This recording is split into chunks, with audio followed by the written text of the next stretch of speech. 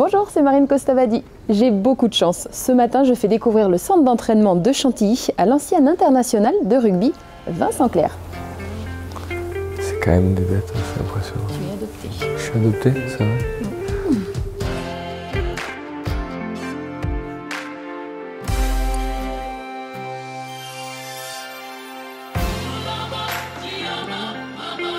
Par exemple, moi, mes chevaux du week-end de l'Arc de Triomphe, samedi, dimanche, ils vont travailler lundi à la place du mardi. Je leur donne une journée de plus. Et là, quel ressenti t'as avant la course, avant l'Arc de Triomphe? Ils sont en pleine forme. Ouais. Et le bruit là, tout, ça te fait quoi? Ah, non, mais enfin, la vitesse, moi, c'est quelque chose que j'aime quand même, que j'ai toujours aimé. Le côté athlétique du cheval, la vitesse, le placement, en fait, on retrouve tous les codes de l'athlète, en fait. Comment on vit quand on prépare le cheval? Là, voilà, on peaufine tout, on affine tout, et puis finalement, le jour de la course, tu le verras le jour de l'Arc, il y a le rang de présentation, c'est le dernier moment, et puis après, j'ai pas envie de dire que tout vous échappe, mais c'est terminé, quoi. Mission terminée. Mais après, notre travail a été fait. Et maintenant, on s'en remet au destin un petit peu, et puis un peu de chance et les circonstances de course. Et donc, mais il faut essayer, il y a une part de chance. Et il faut essayer un maximum de la limiter, cette part de chance. C'est exactement comme dans le rugby. C'est-à-dire que le match, tu le gagnes à 90% sur ce que tu as fait, ton travail de la semaine, ta récupération, ton analyse vidéo, la stratégie que tu as préparée. Et après, tu as une part d'impondérable. Si tu prends un carton rouge, si tu tapes un poteau, et c'est vrai qu'il faut laisser une certaine liberté d'initiative aux joueurs qui sont sur le terrain, qui ont le ressenti terrain.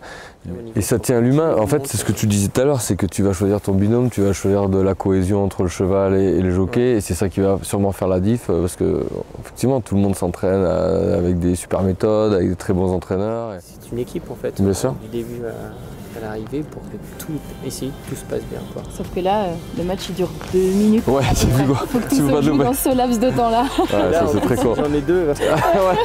Oh là là là là. Dédoublement de...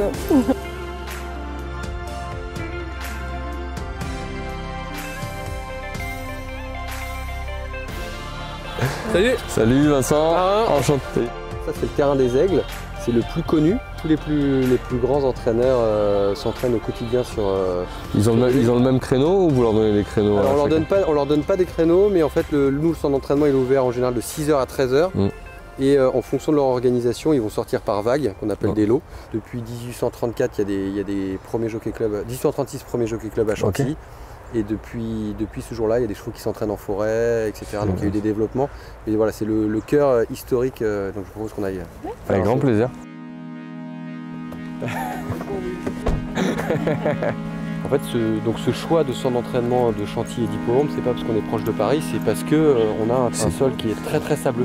C'est-à-dire que vous faites un trou dans la forêt, en plein milieu de forêt, vous allez trouver du sable. Ok. Enfin, c'est unique au monde, c'est-à-dire qu'en bas vous avez le château de Chantilly. D'accord. Et tout en haut, si vous montez, vous montez 4 km, vous arrivez mais du coup c'est les lions? Non. Piste des Lions. Piste des Lions. J'ai retenu. Ça y est. Okay, c'est immense. C'est immense quoi. Ah c'est immense. On a quand même Monsieur Fabre qui a une bonne partie de ses chevaux qui s'entraînent ici, Maros Radis, et Honesto c'est chez Monsieur Chappet. Et donc lui il s'entraîne sur le haut des lions avec Honesto.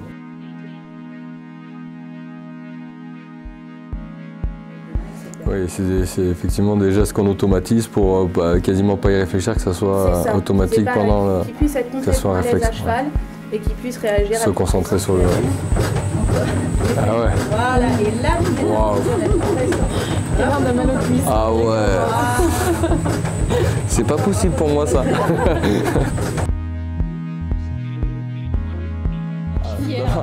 Je voulais voir.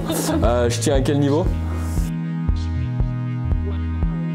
C'est presque pas mal. Presque là. Ok, il faut que je tende plus mes genoux. Un tout petit peu les genoux, voilà. On ne forme plus qu'un avec son cheval. Ouais. Il faut qu'il ait le nez qui passe dessus, quoi. Ah oui, c'est ça, et tu pousses avec les mains. Petite matinée découverte. En quoi ça change ton regard sur les courses, en tout cas sur l'entraînement et peut-être les jockeys aussi? Je me suis rendu compte déjà de près du côté athlétique de la chose, tant pour le cheval que pour le jockey. Et vraiment quand on est à quelques mètres, qu'on les voit passer, c'est quand même très impressionnant. On se voit pas dessus.